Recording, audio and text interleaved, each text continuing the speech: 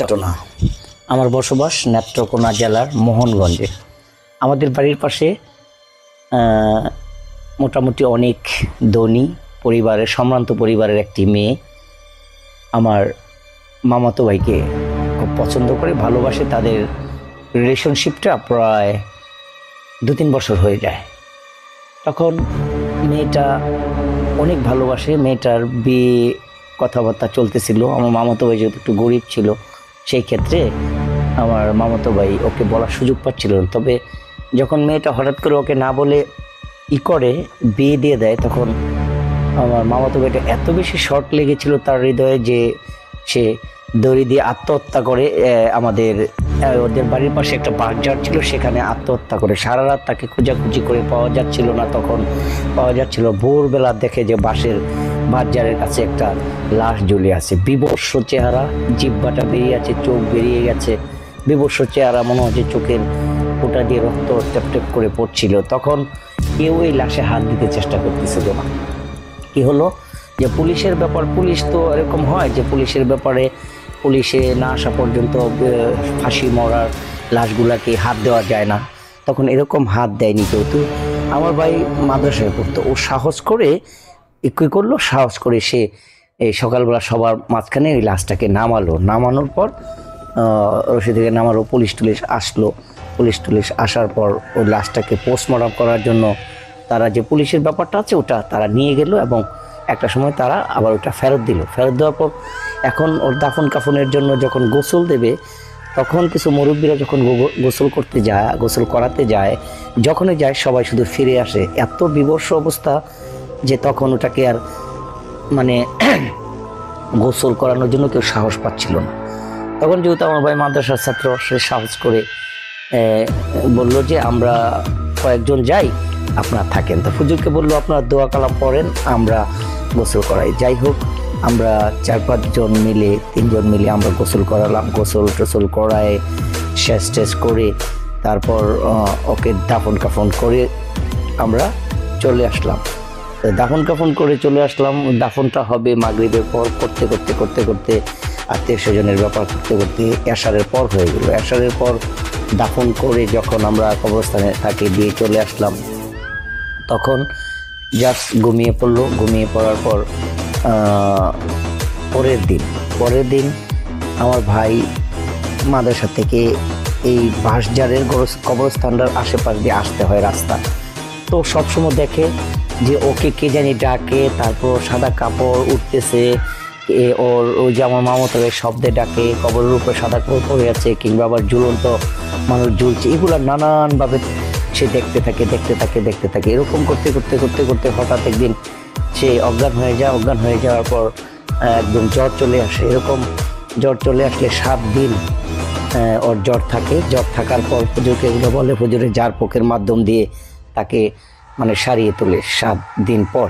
তো 7 দিন পর এরকম এখন কেবলমাত্র ওই মানুষগুলোই তারা অনুভব করে, যে যারা ওই যে আমরা কজন গোসল করাইছিলাম তারাই কেবল এটাকে অনুভব এরকম হচ্ছে।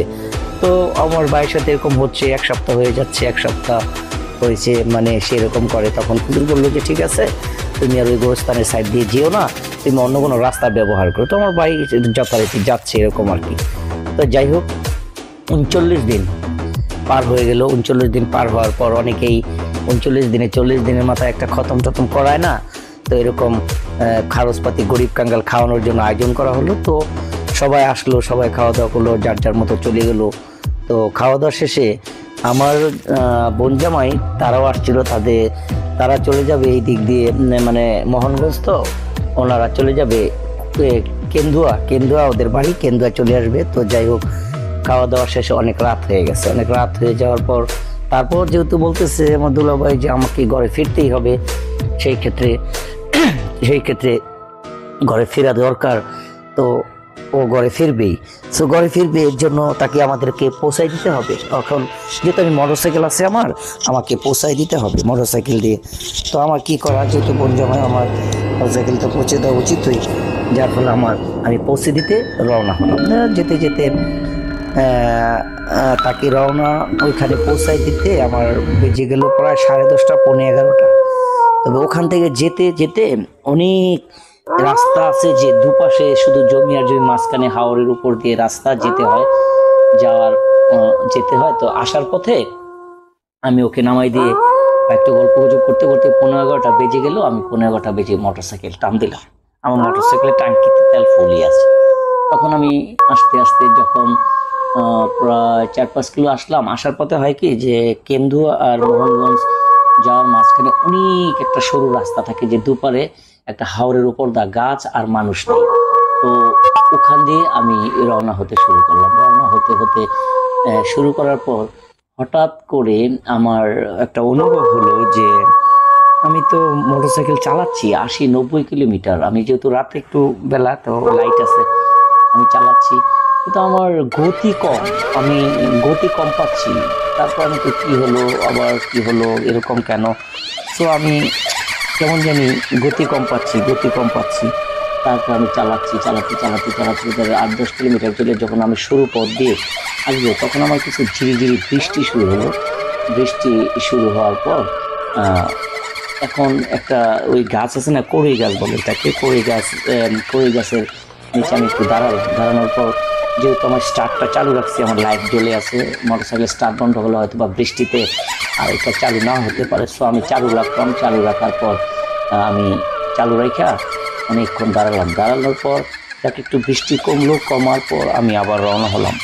এবার আমি রওনা হলাম ঠিক, কিন্তু আমার মোটরসাইকেলটা এমন ভারী হয়ে গেছে যে মনে হচ্ছে, আপনি যখন মোটরসাইকেল চালাবেন দেখবেন যে যখন 2জন বা 3জন আপনার পিছনে থাকবে তখন আপনি যেই ওজনটা অনুভব করবেন। তো আমার এরকম ওজন অনুভব হচ্ছে, আমি যাচ্ছি, মোটরসাইকেলের গতি বাড়ছে না, এত স্পিডে দেই।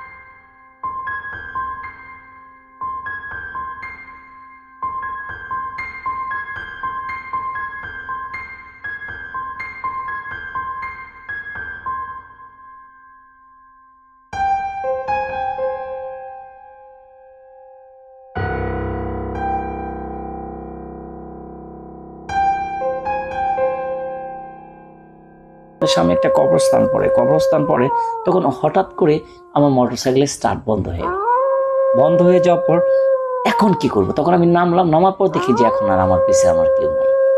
তখন আমি, কি আশ্চর্য, আমার কি অবস্থা, আমি কি করব, আমি চিন্তা করতেছিলাম। তখন হঠাৎ করে আমার মোবাইলের লাইটটা ধরে আমি ট্যাঙ্কির মধ্যে দেখলাম যে তেল শেষ। আরে ট্যাঙ্কির তেল শেষ, এই মাঝরাতে, এত রাত বেজে গেছে 12টা, তখন তেল শেষ। তখন আমি কি করলাম যে তেল এখন আমার কি করবো, আমি তো ট্যাঙ্কি ফুল, আমি সর্বোচ্চ 5 কিলোমিটার আছি, 1 কিলোমিটার তেল দিয়ে তো চলে যায় অ্যারাউন্ড 4-5 কিলোমিটার, তো আমার তো 5 লিটার, এখন তেল কোথায়, এখন আমি কি করব? কিন্তু ভয় আমার প্রচন্ড কাজ করছিল, কিন্তু আমার তো ফিরতেই হবে। তখন আমি মোবাইলের লাইট জ্বালিয়ে, মোবাইলের লাইটটার সামনের মোটরসাইকেল এখানে আটকিয়ে আমি ধাক্কাইতে মোটরসাইকেলের ওখানে একটা মোহনগঞ্জের পরে একটা বাজার আছে, ওই বাজারের পাশে আমি কোনো রকমই গেলাম। কিন্তু এত রাতে তো দোকান বন্ধ থাকবে না, তখন একটা দোকান লাইট জ্বলছিল, বলছে ওখানে গেলাম, ভাই আপনার কাছে ডিজেল আছে? বলতেছে যে দেখেন পেট্রোল ডিজেল কিছুই নেই, দিনের বেলা শেষ হয়ে গেছে। বলছে তো কেরাসিনই দেন। বলে কেরাসিন তেল দিয়ে মোটরসাইকেল চলবে? তখন কেরাসিন দিয়ে মোটরসাইকেল দেখি, ট্রাই করি। তখন আমি কেরাসিন তেল নিলাম। নেওয়ার পর আমি আল্লাহ ভরসা দোয়া দুরূদ পড়ে আবার জোরে স্টার্ট মোটরসাইকেল টান দিলাম। এবার আমি আমাদের বাড়িতে আসার আগে যে কবরস্থানটা পড়ে, ওখানে বললাম না যে কবরস্থান যেখানে তাকে কবর দেওয়া হয়েছে, তো ওখান দিয়ে আমি আসা শুরু করলাম। তো আমি অনেক দূর দেখা যাচ্ছে যে কবরস্থান, তো আমি ভয় পাচ্ছিলাম যে কবরস্থানের পাশে তো রাস্তাটা, তো আমি খুব দ্রুত স্পিডে চালাবো। তো স্পিডে আমি যাচ্ছি, হঠাৎ করে আমি দেখি যে মানে একজন লোক আমার সামনে, ওর পিছনটার দিক দিয়ে আমার দিকে বসে আছে। আমি মোটরসাইকেলে ক্লিক বাজাচ্ছি, মানে হুইসাল বাজাচ্ছি, শেষ হচ্ছে না। তখন আমি, ওই ভাই আপনি কি করেন? তখন করতে কিছুক্ষণ পর ওই লোকটা একটু সাইড হয়ে গিয়ে আমার দিকে একটু ফিরে তাকানোর পরে দেখি সে আমার মামাতো ভাই। এখন আমি তো আরো ভয় পেয়ে গেছি, কিন্তু মোটরসাইকেল আমি থামাইনি। কিন্তু এখন মোটরসাইকেল টান দিতে দিতে দিতে দিতে আমি সামনের দিকে যাচ্ছি। এখন আমার মোটরসাইকেলের চাকা ঘুরছে, সামনে আগাচ্ছে না, চাকা ঘুরছে, সামনে আগাচ্ছে না। সবচেয়ে বড় বিষয়টা হচ্ছে যে ও আমার কোনো ক্ষতি করছে না, কিন্তু আমাকে পথে পথে এই বিরক্তটা করছে।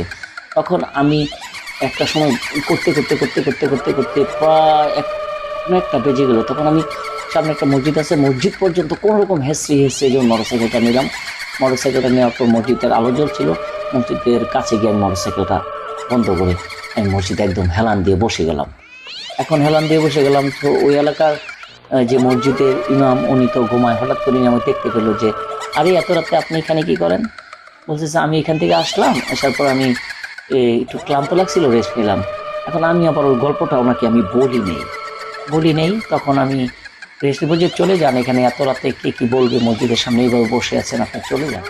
এখন আমি মোটরসাইকেল নিয়ে আবার আল্লাহ দোয়া দূর করে টান দিয়ে চলে আসলাম, বাড়ি আসলাম। বাড়ি আসতে আসতে 1টা 2টা বেজে গেল। আমি তখন ভয়েই পেলাম, আমি ঘুমিয়ে গেলাম। পরের দিনেতে বিশাল জ্বর, 7 দিন পর্যন্ত এই জ্বরটা ছিল, পরবর্তীতে আস্তে আস্তে শেষ হলো। তাই আমি বলবো যে আসলে ফাঁসি মরার মানুষগুলো কি সত্যিকার অর্থেই দুনিয়াতে এরকম ঘুরে বেড়ায় বিবস্ব হয়ে, যে তারা আসলে তাদের আখিরাত জান্নাত কিছুতেই কি হয় না? এটা সত্যিকার এতদিন শুধু শুনতাম, আজকে এটা জ্বলন্ত বিশ্বাস করলাম যে আসলে এই মানুষগুলো এরকম তারা তাদেরগুলো ঘুরে বেড়ায়। এটা আমার জীবনের একটা সত্য ঘটনা।